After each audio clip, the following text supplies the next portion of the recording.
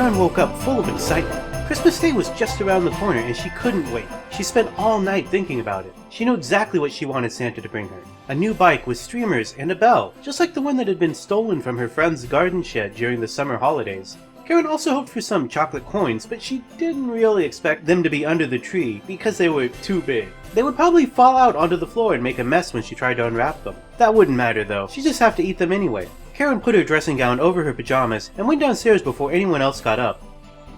Her mum was already in the kitchen, putting mince pies into a tin and wrapping them with cellophane. All the presents were wrapped and stacked neatly beneath the Christmas tree, waiting to be opened. Good morning, said Karen's mum. Are you excited? Yes, replied Karen. Her mum smiled warmly at her. Me too. Karen jumped down off her chair so that she could climb up onto the table beside her mum. She peered over her mother's shoulder toward the pile of gifts. There are only 3 presents left that haven't been taken upstairs yet, said her mum. what are they? Asked Karen. Well, I'm not sure. Replied her mum. I think they're yours, but they look rather small. Karen reached out and lifted up one of the parcels. It felt hard and heavy in her hands, but she couldn't see what was inside. She began to shake it gently. There was a faint click, and then the parcel sprang open. When the paper crumpled away, Karen gasped loudly and let out a squeal of delight. She held up an old-fashioned brass telescope. It was very beautiful, and it made her feel happy. The golden mirror gleamed in the light as she turned it this way and that, examining the view through its eyepiece. It's amazing. She cried. The sky's so bright and clear today. Just like it used to be when I was little. This will be perfect for looking at the stars. That's right, said her mum. Your dad got it for you after he saw it on our last holiday abroad. He thought it would be something you'd enjoy, especially since you love watching the planets and the moon. Do you think the moon goddess will see me? Karen turned the telescope to the side and looked at the image reflected back at her. You can see the moon if you look closely, said her mum. I do so love the moon. Karen replied. Karen peered carefully at the fuzzy reflection. She wasn't quite sure whether or not she could see it, but there seemed to be something round and white hanging low in the sky. I'll show you something even more special than the moon, said her mum. Follow me. They both climbed down off the table so that Karen could take the telescope from her mum's hand. Then they walked together to the window in the living room. As Karen moved the telescope closer to the glass, she saw something move across the sky. Then there was a flash, and then another, and then another. She blinked quickly, trying to make sense of what she was seeing. Her heart began to beat faster as she realized that the flashing lights belonged to airplanes. They were coming in to land at the airport. Wow, said Karen. look! There's a plane flying past the moon. Yes, said her mum. and there's another one behind it, and another one beyond that. It's brilliant. Said Karen. I wish we could go outside and watch them landing. But we shouldn't. We might get caught by the police. But it's your Christmas present. Said her mum. Karen nodded. I know. It's my favorite part. The sound of the airplane engines grew louder. Soon they could hear the roar of the propellers and the crunching of gravel as the planes landed. Karen felt a wave of excitement wash through her body. Can I keep the telescope now? Of course. Said her mum. Happy Christmas, Karen. Karen took the telescope from her mum's hands and carried it back upstairs to her bedroom. Then she sat down on her bed and gazed through the lens until the sun came up and she fell asleep.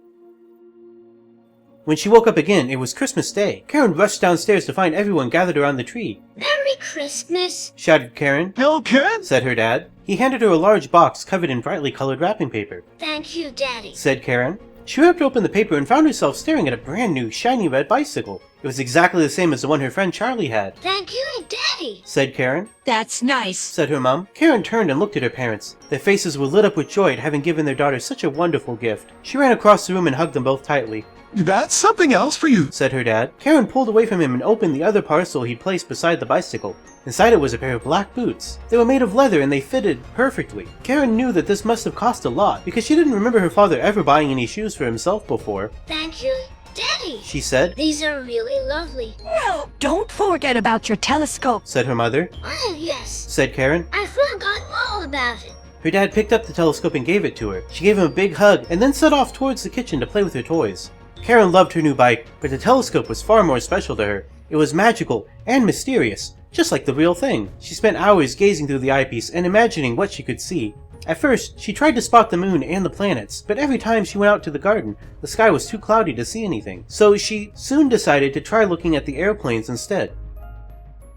One day, her dad told her about a place called the Isle of Man. It was where the planes that flew in to land at the airport came from. Do you think I could fly an airplane? Asked Karen. I'm pretty sure you can. Said her mom. But why do you ask? Because I want to see the moon and the planets from up high. Said Karen. And I'd love to meet the moon goddess. Her parents smiled and looked at each other. Maybe one day. Said her mom. Karen went outside to play in the snow. The winter weather wasn't good for riding her new bike, But the sky was clear and she could see for miles with her telescope. She pointed at the bright stars above and waited for them to change shape and color. She wondered if there were people up there watching her. If there were, she would wave and say hello. As she scanned the horizon, her telescope came to a stop atop the frozen mountain of the Snow Queen. Karen gasped. It was Elsa. She was standing on the peak of her icy castle, looking down upon Karen and waving. Karen stared into the telescope. She could see how scared and lonely Elsa seemed. Are you cold? Asked Karen. Elsa couldn't hear her as she was so far away. Could you please come inside? You'll catch a terrible cold. No one should be out there. You without a coat.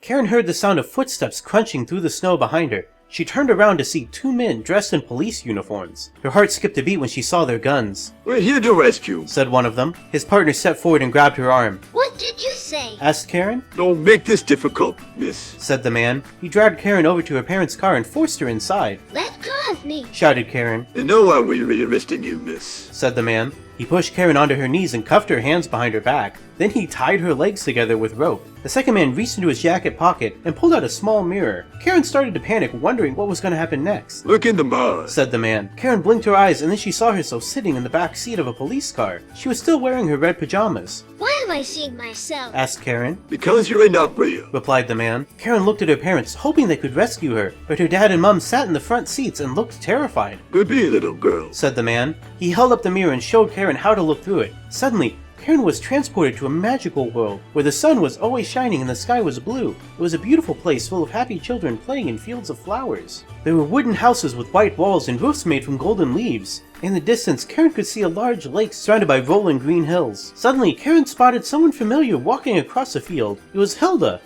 Hilda saw her and ran over to give her a big hug. It's me, Karen, said Hilda. Karen laughed with joy. She hadn't seen her friend in ages. How did you get here? Asked Karen. I came in my spaceship, said Hilda. Your spaceship? Yes, said Hilda. I have a spaceship that flies to many different worlds. That must be very exciting, said Karen. And I brought you here, said Hilda. Now you can stay with us forever. Karen looked up at the sky. There, hovering above them in the air, was an enormous spaceship. A door opened slowly and a bright beam of light shone down on the children. They both climbed aboard the spaceship. Where are we going? Asked Karen. Away from the bad man, of course, said Hilda. Can we go visit the Snow Queen? Asked Karen. I think she's very lonely. Of course we can, said Hilda. The spaceship took off, leaving behind the field of flowers. When it was dark, the spaceship returned to Earth and landed gently on top of a snowy mountain. Inside the ship, the children had hot chocolate and cookies. They played games, sang songs, and told stories. Karen was very excited about staying on the spaceship, and she thought about her parents, who were still being held prisoner.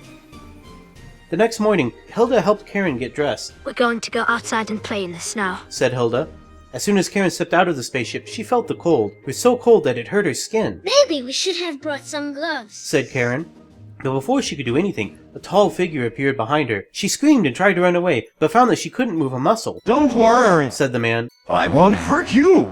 Karen peered into the mirror to see him. It was Jack. He smiled at her and waved with his skeletal hand. Why did you bring me here? Asked Karen. You're not real, said Jack. You're just a dream. I needed somewhere to hide while I'm looking for my daughter. I don't feel a dream, Karen said. Well, you are, said Jack. You've only been here for a few minutes, but already you're fading away. Soon there will be nothing left of you. Karen shivered, as though she'd been plunged into icy water. Her friend Hilda came up and put her arm around her. There. You won't be fading away, Hilda said. But I'm to stay here with you, said Karen. And I want you to stay too, said Hilda. But sadly, we can't keep you here forever. You have to return home. I don't think I have much of a home to return to, Karen said sadly. Well, maybe the Snow Queen can help, Jack said. I came here to ask if she had any Christmas magic to spare. Maybe she can give you some. She doesn't believe in Christmas or Santa Claus, said Hilda. What does that mean? Asked Karen. It means she doesn't care about other people's feelings, and she has no sense of kindness or compassion, said Jack. Is that all? I think those are important qualities, said Hilda. I suppose they are, said Jack. Karen stared at him. Was he really trying to help her? I think it's time for you to wake up now, said Hilda. Jack reached out and touched Karen on the forehead. Suddenly, she awoke. She sat up in bed and stretched her arms high above her head. Good morning, Karen, said Father. Mother came in carrying a tray of warm bread and honey. Did you have a nice nap? Asked Mother. Karen yawned and rubbed her eyes. I had a very strange dream. She said. About what? Asked Father. I dreamed that I was staying with someone who didn't believe in Christmas or Santa Claus. Said Karen. That sounds awful. Said Mother. I guess it wasn't such a nice dream after all. Said Karen. Father and Mother looked at each other. Then they hugged Karen tightly. There, Said Mother. you'll never have to dream about that again. Karen knew in her heart that something was wrong, but she just had to trust them. Later, after breakfast, Karen went downstairs and picked up a book of fairy tales. She turned the pages until she came to the story of the little match girl. As she read, the words began to come alive, and she saw herself walking down the street in the snow wearing ragged clothes and holding a matchbox. Her parents came out of their house and gave her money. She thanked them and walked back to her tiny room. A woman came up to her and offered her a cup of coffee. Thank you. Said the girl. Then a man came up to her and handed her a sandwich. Please take this. He said. Why, thank you very much. Said the girl. Finally, a boy came up to her and said, Here, you look cold. Let me buy you a blanket. Karen gasped and looked at the cover of the book. It was a picture of the little girl from her dream. She opened another page and read the story of how she died in the cold. Karen cried as she read the last sentence. They burned her body on a big pile of wood. That way everyone would know she had gone to heaven. Suddenly, she heard a voice say, Karen? Karen jumped and put the book down. She looked around and saw that it was only Father. Where did you come from? Asked Karen. I came from outside. Said Father. I wanted to tell you I'm taking you to church today. But I don't go to church. Said Karen. Of course you do. Said Father. Everyone goes to church on Christmas and Karen shook her head. She loved going to church, but she always felt so bad for the people standing in line waiting to get in. But why? Asked Karen. Why do they have to wait so long? They could have gone early and saved themselves all of that trouble. because it takes patience to be kind. Said Father. I think your mother and I need a lesson being patient. What does that mean? Karen asked. Karen, your father's gotten in a lot of trouble. Father said, kneeling down beside Karen. He has been the same since the accident, and your mother needs to learn how to be more compassionate. Karen nodded. She understood what they meant. Maybe she could help them, and maybe she could help make things better. After church, Karen and Father went home to find that Mother had prepared a wonderful dinner. Karen helped her set the table and clean up afterward. Then, they all sat down together and shared a delicious meal. When Karen got up to clear the dishes, she noticed that a small package had appeared under the tree. Her present! She took out the wrapping paper carefully and pulled away the bow. Inside, she found a beautiful dollhouse with real furniture and dolls. Oh, yes. She cried. This is perfect. I can play with my dolls inside it. That's what we were hoping for. Said Mother. Now you can invite your friends over for tea parties. You've always wanted a dollhouse. How did you know? Karen asked. Yes. Said Father. I love it. Said Karen. As they went upstairs, Karen stopped in front of the mirror. She realized that she had no reflection there. And neither did her mother. What are these? She whispered. Maybe they were just shadows. Said Father. But how could they be shadows if they won't go away? Asked Karen. It could be that our parents used mirrors when they were children. Said Father. But those days are over now. We can see ourselves clearly in any mirror. Karen sighed and nodded. Father was always right. Even though she couldn't see her reflection in the mirror, she could still feel it staring back at her. She ran downstairs and asked Father to take her out. He agreed, and they went shopping. Karen stood in front of the dollhouse display and stared at the pretty pieces of furniture. She wanted everything there. The kitchen, the bathroom, even the bed.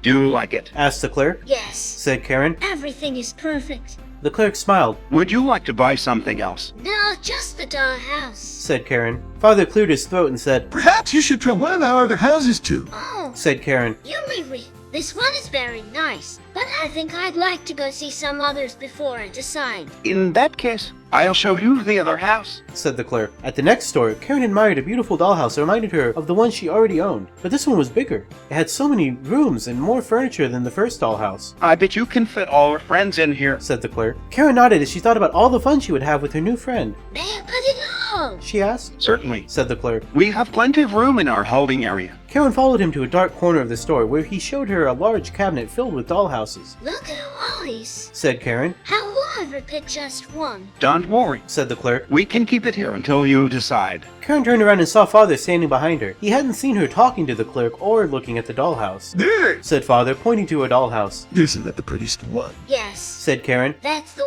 one. Well then, Said Father. let's go. Wait, Said Karen. I'll need to find a way to pay for it. Dreams don't have to pay for things, Karen. Father said sternly. But this one does. She argued. This is a special dream. All dreams are special. Said Father. And I'm sure your parents will help you. But it would be nice to have my own money. Karen said. She always loved when her parents would take her to the Four Corners shopping center, but something was off this time. Something was very, very wrong. Take my card. Said Father. It's okay. Thank you, Daddy. Said Karen. I love you.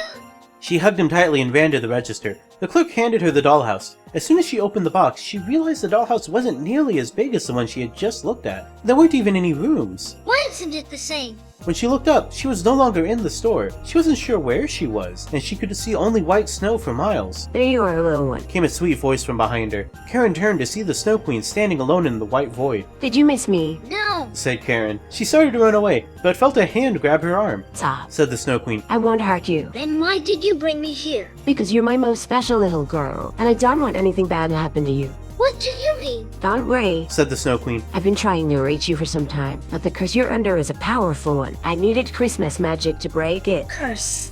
What curse? Your parents are always telling you not to believe in Santa Claus. Said the Snow Queen. They tell you that there's no such thing as a magical reindeer. They tell you that Santa doesn't exist. Your parents are wrong. I'm sorry, but they're... I know. Said Karen. My mom tells me the same thing every year. Do you know what your father's been doing? The Snow Queen asked. He hasn't been home for 2 weeks now. Said Karen. And he says he's going to be out of town for Christmas. He's not coming back. Said the Snow Queen. Your father has sworn his allegiance to the nightmare. What's the nightmare turned? Asked Karen. Your father has become a slave to the force of darkness. Said the Snow Queen. Your parents think that by joining the Nightmare Tyrant, they will save their own soul. But they have forgotten that saving your soul is the most important thing. Because without a clear conscience, you can never truly be happy. What can we do? Asked Karen. You must make a wish, little one. Said the Snow Queen. And your wish should come true. Make a wish. Asked Karen. You mean like a Christmas wish? Wishes are made all year long. Said the Snow Queen. But Christmas is a special time. A time when our dreams have the power to change the war into the will. Karen thought about what the Snow Queen had told her. Then she remembered how she wanted to be the first person to hear the Christmas bells, and she wished to be the first person to hear them. Suddenly, she heard a loud clanging sound. She turned around, but she couldn't see anything except more white snow. Where are they coming from? She wondered aloud. Is there anyone else out here with me? Just as she was starting to feel scared, the bells stopped ringing, and then she saw something moving in the distance. It was a large sleigh pulled by 8 reindeer. The sleigh came closer and closer. Finally, Karen could see the driver. He was a handsome man wearing a red coat trimmed with fur. Are you the driver of the sleigh? She asked. Yes, Said the driver. I'm Kris Kringle, Santa Claus, and I'm here to help you. How can you be here? Asked Karen. This place looks empty. It's not empty, honey. Said Santa. It's full of Christmas magic, trust me. This place is filled with Christmas magic. Believe me, I'm right here. But what are you doing out here? Asked Karen. I'm delivering presents to all the good little girls and boys in the world. Said the jolly old elf. I'm also collecting gifts for the less fortunate ones. How many presents do you deliver each year? Asked Karen. Oh, I don't know exactly. Said Santa. I've lost count after hundreds of thousands. Millions. Karen guessed. Santa laughed. No, millions. How do you manage to deliver so many presents? Asked Karen. Some people like to give more than others. Said Santa. But at least 100 million children receive a gift every single night. That sounds impossible. Said Karen. Even if you worked until midnight, that would take over 6,000 years. I work very hard, little one. Said Santa. But I don't mind working hard. My job is very important to me. That's because I love Christmas. Me too. Said Karen. I love Christmas too. Will you please hop into the sleigh? Asked Kris Kringle. I'll take you wherever you want to go. Yes, Said Karen. I'd like to ride on your sleigh. Hop aboard. Said Santa. Karen and Elsa, the Snow Queen, both climbed into Santa's sleigh. Karen sat next to him while Elsa rode on top of the sled. So where are you taking us? Asked Elsa. I thought we might visit my workshop. Said Santa. Your workshop. Asked Karen. Is that really possible? What kind of a place is it? I'm sorry, honey. Said Santa. I can't tell you much because I don't want to spoil the surprise, but believe me, you're going to like this place. You may even enjoy yourself. Why are you bringing me there? Asked Karen. You don't even know me. I already know you, Karen. Said Santa. I'm here to protect you, and I'm happy to help you. Do you? I'm not sure I understand. Said Karen. That's okay. Said Santa. We'll talk about it later. All you need to know is that you're a dreamer and your father's been sacrificing your dreams to the nightmare tyrant. That's why you can't sleep but feel like you're always asleep. What about my mother? Asked Karen. Does she have nightmares too? She does. Said Santa. Why didn't she tell me? Asked Karen. I would would have tried to stop Daddy. Your mother suffers from a different problem. Santa said grimly. Which one? Asked Karen. The nightmare turned to her own fears. Both? Replied Santa. If your mother were awake, she wouldn't be able to face reality. Reality? Asked Karen. What do you mean? Your parents are probably the only people who think they're still happily married. Said Santa. They live in a wonderful house and drive nice cars. They have lots of money and great jobs. But they don't know what's happening to you because they're not really awake. They're sleepwalking through their lives. Their souls belong to the nightmare tyrant. How do you know all this? Asked Karen. Because I know everything. Said Santa. I'm the ultimate insider. This sounds awful. Said Karen. How could my parents ever be happy when they were not even awake? All you will do is hope that someday your parents will wake up. Said Santa. Then you will finally get to meet them. Thank you. Said Karen. Do you have any advice for me? Yes, Said Santa. dream big. Karen smiled. Then she hugged Santa tight and thanked him again. Kris Kringle took her hand, and soon they were flying high above the earth in Santa's magical sleigh. Karen felt as if she was flying with the angels. She saw the streets below become rivers and mountains and oceans. The buildings grew smaller and the land became wider. They flew across the sky. Soon they landed at the North Pole. It looked exactly how Karen had imagined it. A large white building with red trim. A huge sign hung above the entrance that read, Santa's Workshop. Are we there yet? Asked Karen. Not quite. Said Santa. I'll let you inside so you can see my workshop. Santa opened the door and Karen and Elsa entered the room. Inside was an enormous factory filled with elves working hard. Whoa! Exclaimed Karen. You've got a lot of elves. And Bill, I'll then take a look. Said Santa. But stay quiet, okay? Don't make any noise. If you do, the elves might hear us and start working faster. Karen walked down the long hallway and peeked into each workroom. There were hundreds of elves busily creating toys for children everywhere. this is amazing. Whispered Karen. I never knew anything like this existed. It does exist. Said Santa. I built it myself. Really? Asked Karen. Yes, Said Santa. everything here is real. We can talk without making a sound. Elves can see in the dark, and they can move very quickly. Most important, we can create whatever we want. Santa's Workshop is the most wonderful place in the whole world. Ali, Exclaimed Karen. but I still don't understand why you're helping me. That's easy. Said Santa. I'm serving the world. Karen giggled. In the past, I used to use the workshop to bring people presents. Explained Santa. Now, I use it to make new toys for the children who are still asleep. What are you doing here? Asked Karen. Aren't you supposed to be flying to other countries? I'm trying to save the world by bringing everyone back to life. Said Santa. But I need help. That's where you come in. Me? Asked Karen. How am I supposed to help you? When I first met you, you told me you wanted to fly to the moon. Said Santa. Well, now I'm going to show you how. Santa took Karen into another room. This room was filled with computers and electronic equipment. This is the control center. Said Santa. Most of the toys you see here are programmed from this computer. A tall green woman was working the controls. She turned to Karen and smiled. Hi. Said the woman. Welcome to Santa's Workshop. Hello. Said Karen. Are you elf too? The woman held out her hand. Karen shook it. My name is Maleficent. She said. I'm actually a fairy. Fairy. Echoed Karen. I thought fairies were just stories. Maleficent laughed. Oh? No! She said. Fairies are quite real. So, then, you must know about the Sleeping King and Princess. Said Karen. An odd expression crossed over Maleficent's face, but she nodded. I do. She said. And that's why I came to Santa's Workshop. My job is to help Santa find the right people to wake up before he has to go deliver presents. Can I see the control center? Asked Karen. Of course. Said Maleficent. Karen followed the fairy through the maze of wires and circuits. They passed several more rooms full of elves who were working on different projects. Finally, they reached the control center.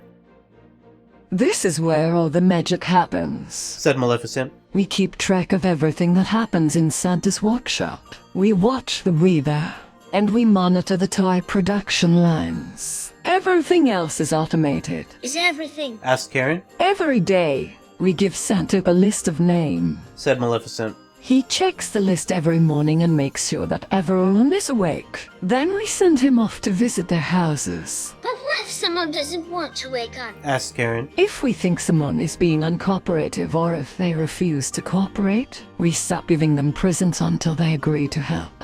Said Maleficent. That sounds scary. Said Karen. I wouldn't want want anyone to wake me up without my permission. There isn't much you can do about it. said Maleficent. Everyone wakes up eventually. Does everyone really believe in your magic? Asked Karen. Maleficent sighed. Some people don't even believe in fairies. Some people I did. Said Karen firmly. I'm not afraid of anything, and I won't let anyone hurt me. You can count on me to help you get the Sleeping King and Princess back to sleep. Thank you! Said Maleficent, looking at Karen sadly. You've made our job much easier. Let me see some of these computers. Said Karen. Maleficent led her to the control center computer. It looked like a giant television set. The screen was divided into 8 sections. At the top, there was a map of the world. Each country had its own section, but the map was broken down further. There were boxes with information about each country, such as population, land area, climate, languages spoken, and so forth. Does this computer have a name? Karen asked. It doesn't. Maleficent said. Would you like to give it a name? Karen thought to herself. I think it should be named Karen. Like me. Karen is a lovely name. Yeah. Said Maleficent, pointing to a box. This is for China. Karen touched the button. A picture of a Chinese man appeared on the screen. China is the largest country in the world. Said the computer. It's mostly desert with lots of mountains. About 1/3 of the population lives in cities, and most of them live near the coast. Karen moved around the screen, touching each country. Most of the pictures showed people. Some of the pictures were of animals, such as lions and elephants. She saw pictures of flags, buildings, and maps. Did you know that China was once called the Middle Kingdom? Asked Maleficent. No. Admitted Karen. Tell me more about it. China has been home to humans since the earliest days of civilization. Began Maleficent. Its history goes back thousands of years. But it wasn't until the 20th century that people started calling it the Middle Kingdom. Why did they call it the Middle Kingdom? Asked Karen. Because the Chinese believed that this was the center of the world. Explained Maleficent. They didn't have a written language, but they used symbols to represent ideas. These symbols were called ideograms. What's an ideogram? Asked Karen. Maleficent pointed to the picture of a dragon. That's the ideogram for dragon. She said. In fact, almost every ideogram has 2 meanings. For example, here's the ideogram for crocodile. It means both a reptile and the idea of danger. Whoa, Exclaimed Karen. that's amazing. How could anyone ever learn all those words? It took the Chinese hundreds of years. Said Maleficent. Eventually, they developed a system of writing. But there are still many words that aren't written down because they are too long or difficult to remember. Do you speak Mandarin? Asked Karen. No! Said Maleficent. But I studied Chinese history and culture. University to university. How far would you say Chinese from here? Asked Karen. About 11 hours by train. Replied Maleficent. The fastest way to travel between the 2 countries would be to fly. But that's expensive. What about a boat? Asked Karen. Could you sail there? Probably. Said Maleficent. It takes a while there. The ocean gets very raw in winter. That's okay. Said Karen. I'll go with you. Are you sure? Asked Maleficent. You might get seasick. I'll take some medicine. Said Karen. And I'll stay in the cabin. She turned to one of the other screens. It showed the weather forecast for each country. We need to get to China first. She told Maleficent. Then we can find the Sleeping King and Princess. Be careful. Cautioned Maleficent. Don't try to stop anyone when you are out exploring. Just ask for directions. I will. Promised Karen. Good luck. Said Maleficent. And remember, don't wake anybody up. I'll try not to. Replied Karen. Karen followed Maleficent through the castle corridors. They passed several doors. Every door was different. Some were old-fashioned, but others looked modern. This is the royal family's Provet wing. Said Maleficent as they walked past the door. As you can imagine, the princess is very particular.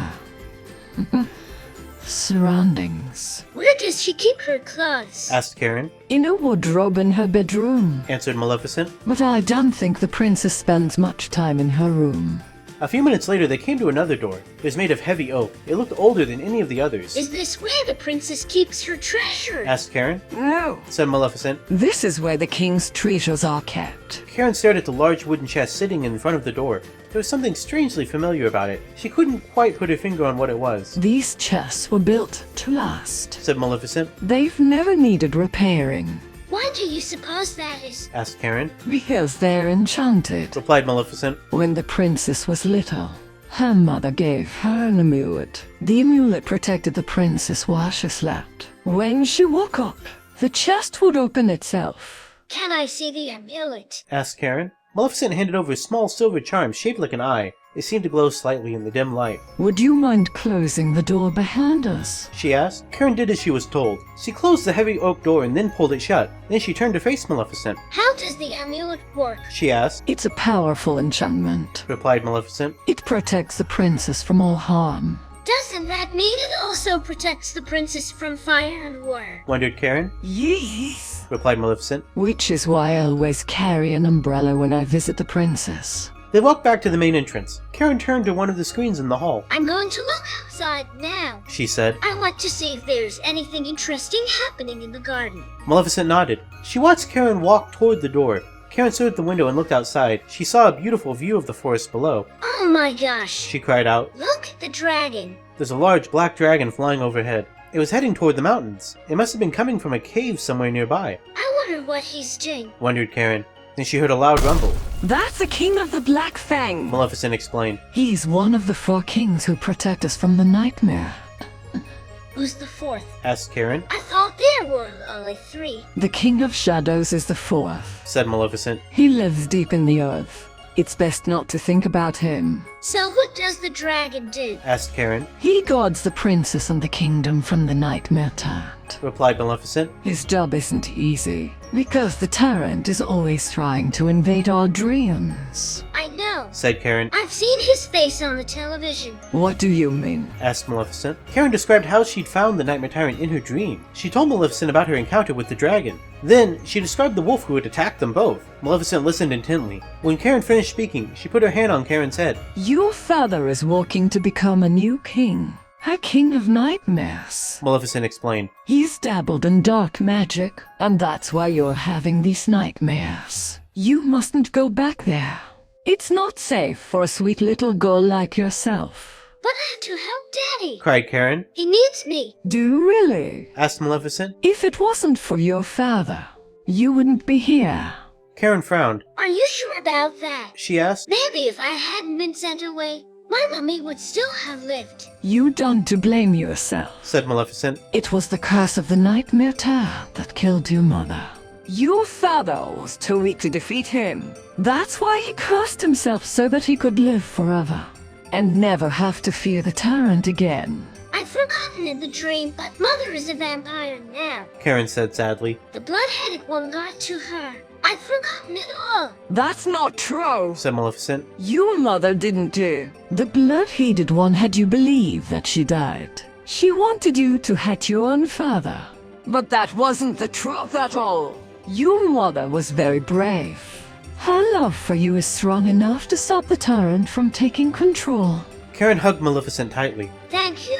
She whispered. I feel better knowing that. It's time for you to go to sleep now. Said Maleficent. Come with me. Karen followed Maleficent into the hallway. She stopped before the door to the bedroom. I'll wait for you here. Said Maleficent. Wait a minute. Said Karen. I forgot something. She ran back to the bed where she'd slept. Karen picked up the stuffed animal she had placed by the pillow. She was glad that she'd done this, because she wasn't sure if it would have survived the fire. Here you are. She said to the stuffed animal. Take care of the princess until I get home. Karen returned to Maleficent. They stepped into the hallway. As they did, Maleficent paused. I suppose you won't be needing this anymore, will you? She said. She held out her umbrella. No, Said Karen. I can make my own way. In that case, Said Maleficent. I guess I'll take it off your hands. She closed the umbrella and used her wand to transform it into a sword. She handed the weapon to Karen. Be careful with it. She warned. It's enchanted to keep away evil spirits. Thanks. Said Karen. I won't. They went downstairs and out the front door. The dragon landed near the house. Maleficent gave Karen an approving nod as she walked past the dragon. Good morning, Princess. Said the dragon. Did you sleep well?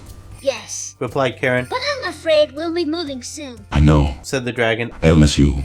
Me too. Said Karen. As she climbed into the car, Karen looked over at the castle. She felt sad when she saw that there was nothing left of her home. In fact, most of it had burned down. Maybe I should stay behind. Said Karen. After all, I didn't mean to cause the fire. Don't be silly. Said Maleficent. I wouldn't expect anything less of a princess.